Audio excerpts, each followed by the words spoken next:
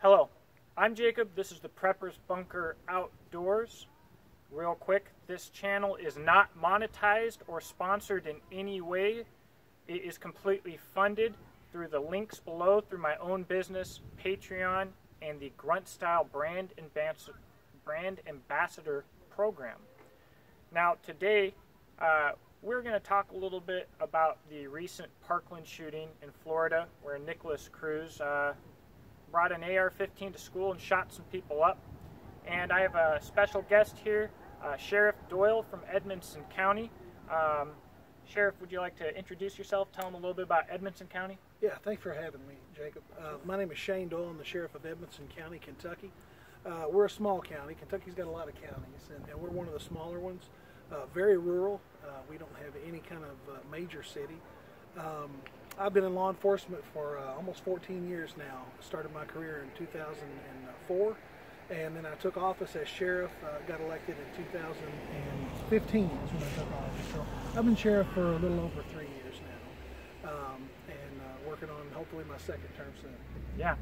Well, there's a lot of things that went wrong in this situation before the shooting, but especially during the shooting. And one of the things that is heartbreaking, heart-wrenching to understand is that there were sheriff's deputies on the scene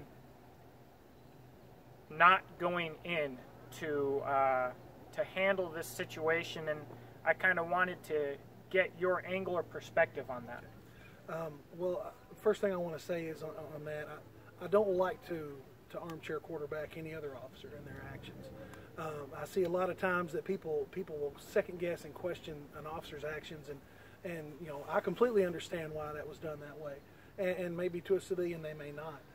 In this situation, I feel like it's significantly different. I feel that you know, the actions or the inaction rather of these officers, these deputies, you know, it was life or death for these defenseless kids, and it just really pains me to know that there was somebody there that could do something, that could, you know, make a difference and maybe save some lives, and then chose not, for whatever reason, chose not to go in and try to help. So I know that the officers that we have, they've been trained differently than that, right, and I want to believe that that would not happen here. Yeah, what's so hard to understand for me personally is if there were children in school behind us in the high school right now, and I heard shots inside, I know that I would, without hesitation or question, run in there as a civilian. And it's just hard for me to imagine how you can take an oath of office and put on that uniform and then knowingly sit outside as children are being murdered in your local school. So that's brutal. Well, you know, all of our officers that we have around here, we have an investment in this school. You know, my wife is a school teacher. I have children that are enrolled in the Edmonson County school system. You know, and I'm not the only officer here that, you know, has that same connection to our schools. I actually went to this high school. You know, I know these teachers, I know these administrators, and I work closely with them now. And so, you know, I have a personal investment. And maybe that's the difference in there and here, because they're so much bigger. You know, I don't want to give them any excuses for sure, but I can't come up with an excuse that's going to keep me out of this building if somebody's in there actively taking human lives.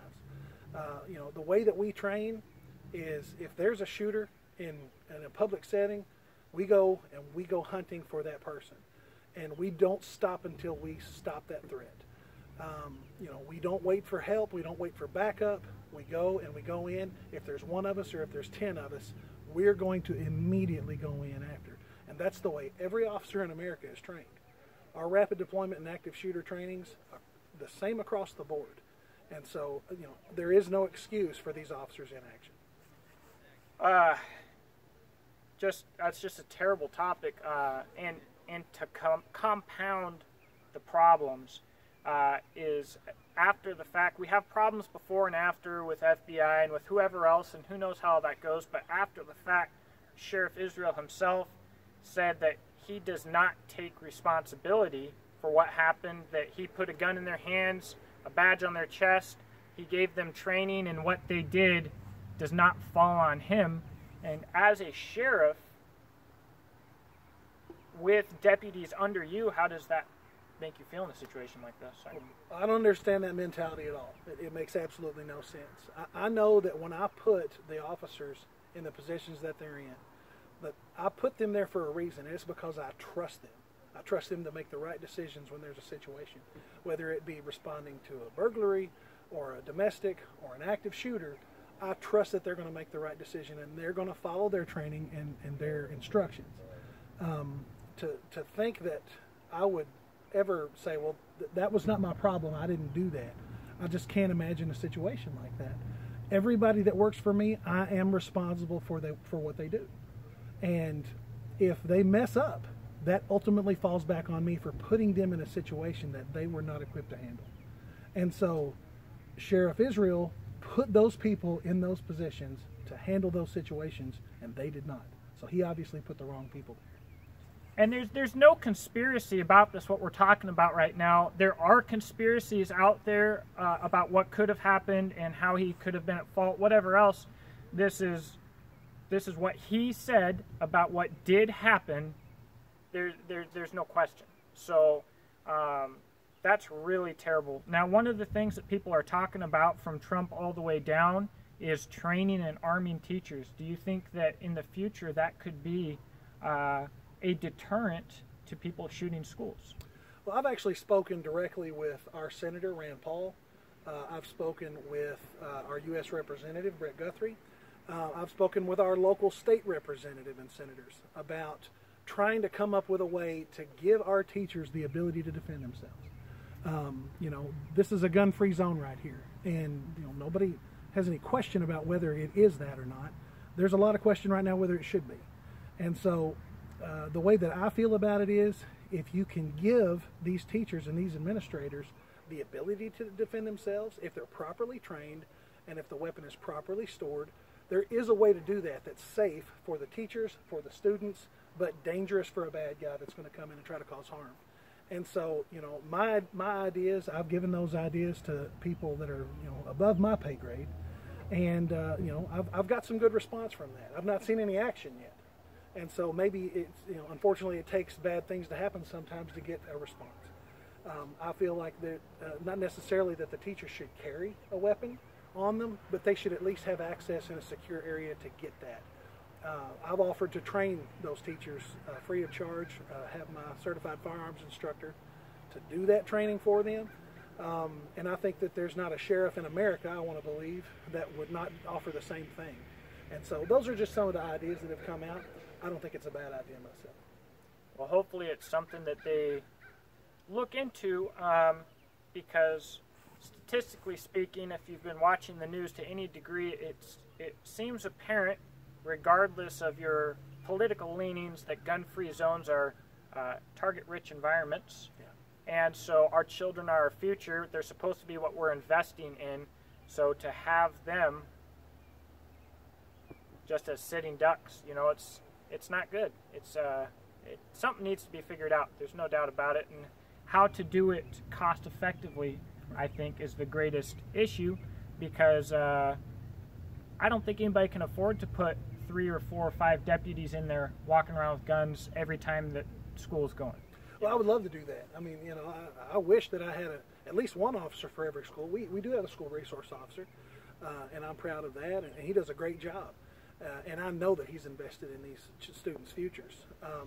But yeah, if I could put 5 armed officers at every school, if I could afford to do that, I would do that. Yeah. And it's not like I'm taking that money and putting it in another division of my sheriff's office. Right. I've got 5 deputies.